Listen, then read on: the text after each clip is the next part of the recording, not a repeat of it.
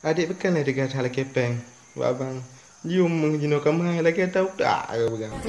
Nyo kau nak agam. Yang memang nak gah nak asyik anak modal nak gaya. Mereka fikir lewat kah hike ha kuat ke aku pakai celak dengan arang, aku pakai elip ngampu kau fikir ngecat tembok. Kau fikir lewat kah balik anak modal lah udek mau. Udek mau modal memang pengen cantik kau duit modal baju kan kau fikir mata hijau biru kuning apa lah he groi.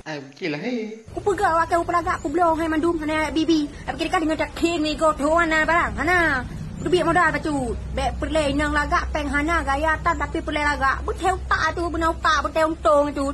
Lagi okey apa kah lagi okey lagak. Kau fikir apa yang gro? Aku minta ke. Pak.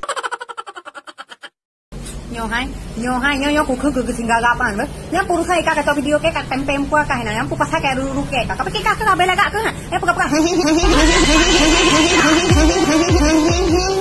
Pura-pura saya pakai doa dengan aku ni. Enggak minta dawang ke ka ha? Dakwah gimana dakwah go? Kamu muka cerap pedek kan kamu ya. Ampun kalau arah kan? Kalau kenyo kalau keji kita tampuli tak lagi tampuli. Yang lagi orang kelekah ha. Yang lagi orang rupanya bagus lagu ke. Sakitnya hatiku dengan semua caramu asik jos. Lagi orang tu ke kapal kelekah pek jadi gini enam gaya sahabat baik kira sahabat lagi. Lagi hang mesulanya pun bagus tu ikan mereka susulanya. Jadi mereka di kadi pakai kayak me, pakai hadak me. Kalau menghadap kakak tengah sampai kayak me dobli. Yang memang aku lagi orang tengah kayak me dobli malah tahu ke urina. Tapi aku lupa bakar karena pisah yang kuat hantar doang ke nah. Sakit hati hiring dah. Pak.